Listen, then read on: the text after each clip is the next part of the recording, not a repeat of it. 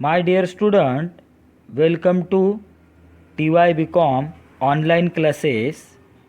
Last video में हमने syllabus का फर्स्ट मॉड्यूल का डिस्कशन किया है। अभी module number 2 headline agriculture during post reform period includes first point national agriculture policy 2000।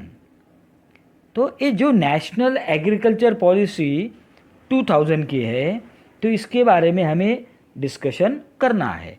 तो एग्रीकल्चर पॉलिसी कैसे होना चाहिए, एग्रीकल्चर पॉलिसी में क्या इम्पोर्टेंट है। तो एग्रीकल्चर पॉलिसी है नेशनल एग्रीकल्चर पॉलिसी 2000, इसके ऑब्जेक्टिव्स, इसके फीचर्स एंड इम्प्लीकेशन, इसके बारे में हमें डिस्कशन करना है।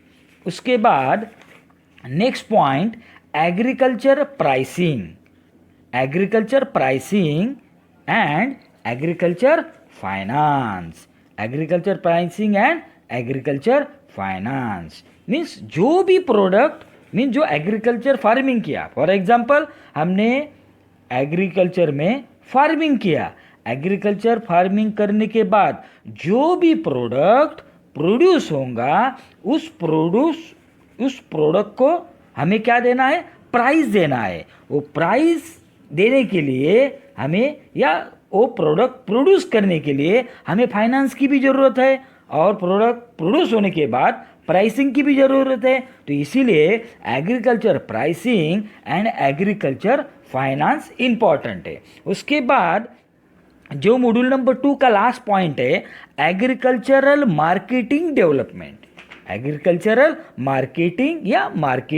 डेवलपमेंट। इसमें क्या इंपॉर्टेंट है, एग्रीकल्चर मार्केट इंफ्रास्ट्रक्चर। अभी जो भी एग्रीकल्चर प्रोडक्ट है वो एग्रीकल्चर प्रोडक्ट सेल करने के लिए क्या चाहिए, मार्केट चाहिए।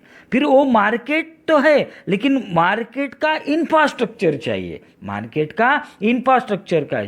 फिर मार्केट के इंफ्रास्ट्रक्चर मीन्स आपको पता है कृषि उत्पन्न बाजार समिति, उसको हम क्या बोलेंगे, मार्केट यार्ड। यदि आप कभी पुणे में गए होंगे या मुंबई में गए होंगे तो उसमें आपको मार्केट यार्ड, क्या आपण त्याला काय म्हणतो, कृषी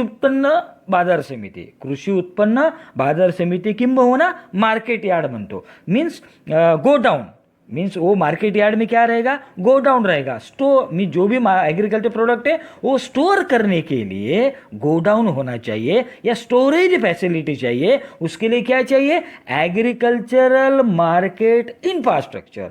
उसके बाद मार्केट इंफॉर्मेशन, तो ये तो है लेकिन हमारा जो एग्रीकल्चर प्रोडक्ट है वो प्रोडक्ट मार्केट में सेल करने के लिए या हर एक जो कंज्यूमर है वो कंज्यूमर को वो प्रोडक्ट इन्फॉर्म होना चाहिए, उसका नॉलेज होना चाहिए।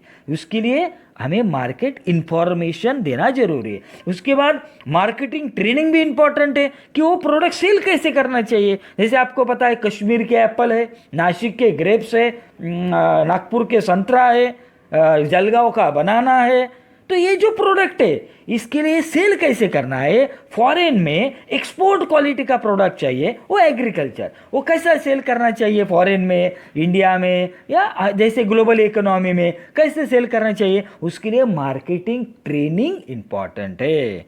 उसके बाद एग्रीकल्चर मार्केटिंग डेवलपमेंट में क्या रिसेंट डेवलपमेंट है या क्या रिसेंट ईरा है या उस इन्वायरमेंट में क्या क्या चेंजेस आया है वो हमें देखना है। उसके बाद माय डियर फ्रेंड, उसके बाद मॉड्यूल नंबर 3 का हेडलाइन है the industry and service sector during the post reform period. अभी आपको पता होगा इसमें हमें क्लियर करना है pre reform period and post reform period. अभी ये प्री रिफॉर्म पीरियड कैसे डिस्कस करेंगे हम, जो 1991 बिफोर जो भी पीरियड है उसको हम क्या कहेंगे, pre reform period for agriculture sector. यानी 1991 आफ्टर जो पीरियड है उसको हम क्या कहेंगे, post reform period for agriculture sector. तो हमें इसके बारे में भी डिस्कशन करना है, means pre reform period and post reform period. लेकिन agriculture sector, industrial sector and service sector, ये तीनों सेक्टर के बारे में हमें डिस्कस करना है। अभी इससे पहले जो मॉड्यूल हुआ, मॉड्यूल नंबर टू में क्या है, pre reform post reform period. लेकिन कौन सा है, agriculture during post reform period, means agriculture sector के बारे में हमें डिस्कस करना था या डिस्कस करना है मॉड्यूल नंबर 2। मॉड्यूल नंबर 3 में किसकी क्या डिस्कस करना है हमें, industry and service sector during post reform period, means after 1991। तो उसमें फर्स्ट पॉइंट क्या है, इंडस्ट्री एंड सर्विस के बारे में पॉलिसी मेजर्स, इंडस्ट्री के बारे में जो पॉलिसी डिस्कस किया है या इंडस्ट्री सेक्टर इन इंडिया, कि इंडिया के अंदर इंडस्ट्री सेक्टर कैसे सेटअप है, उसके बारे में क्या क्या पॉलिसीज है। जैसे for example competition act policy 2003 या 2002। एक्चुअली कंपटीशन एक्ट पॉलिसी 2002 में डेवलप हुई है, लेकिन उसके बाद एक साल के बाद उसमें थोड़ा चेंजेस किया है, इंप्रूवमेंट किया है, कुछ डेवलपमेंट किया है, तो इसलिए उसका नाम क्या रखा है, कंपटीशन एक्ट पॉलिसी 2003।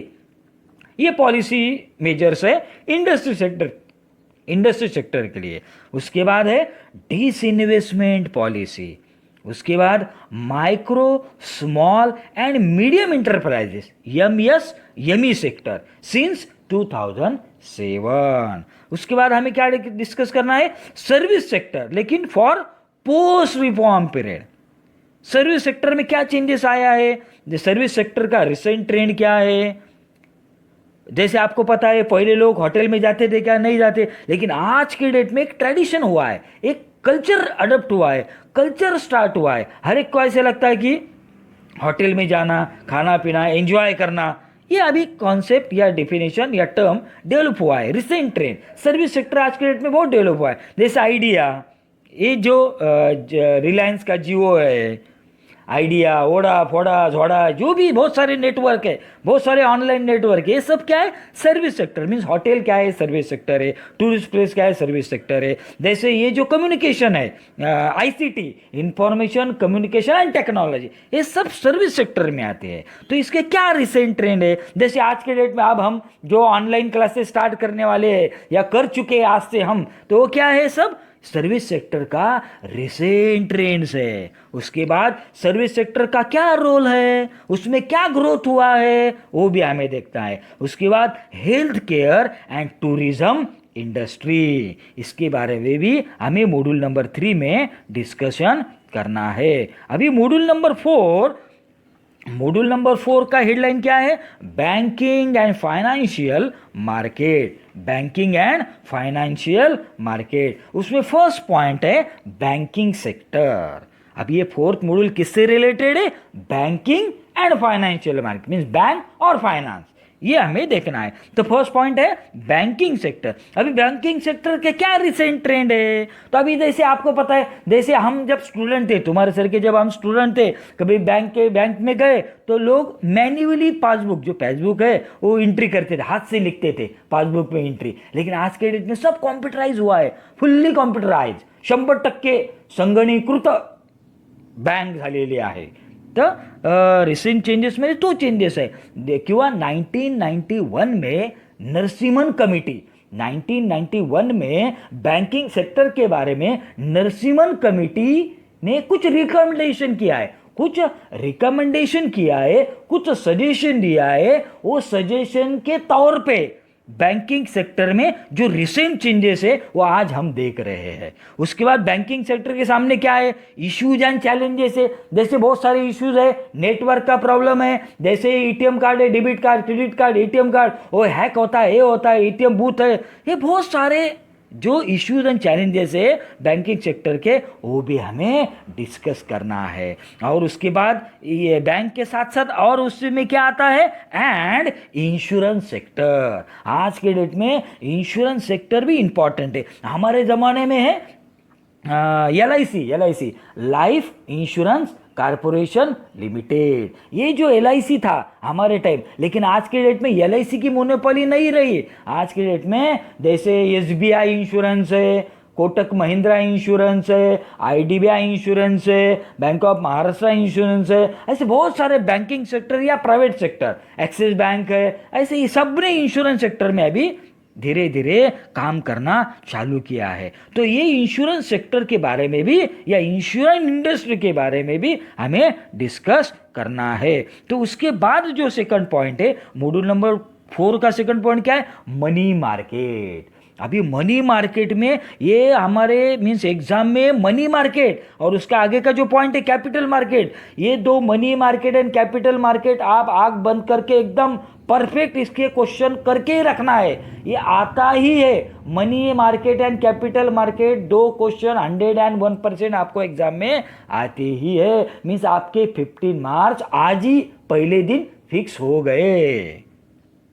तो मनी मार्केट में हमें क्या देखना है? मनी मार्केट का स्ट्रक्चर, उसके बाद उसके लिमिटेशन और उसमें क्या क्या रिफॉर्म हुआ है, क्या क्या इंप्रूवमेंट हुआ है, क्या क्या चेंजेस हुआ है, वो मनी मार्केट में हमें देखना है। और इसका जो लास्ट पॉइंट है 5th सेमेस्टर का सिलेबस का जो 4th मॉड्यूल का लास्ट पॉइंट है कैपिटल मार्केट। अभी कैपिटल मार्केट का जो स्ट्रक्चर है, उसका ग्रोथ है और उसके अंदर जो रिफॉर्म हुआ है, कुछ चेंजेस हुए, वो भी हमें देखना है।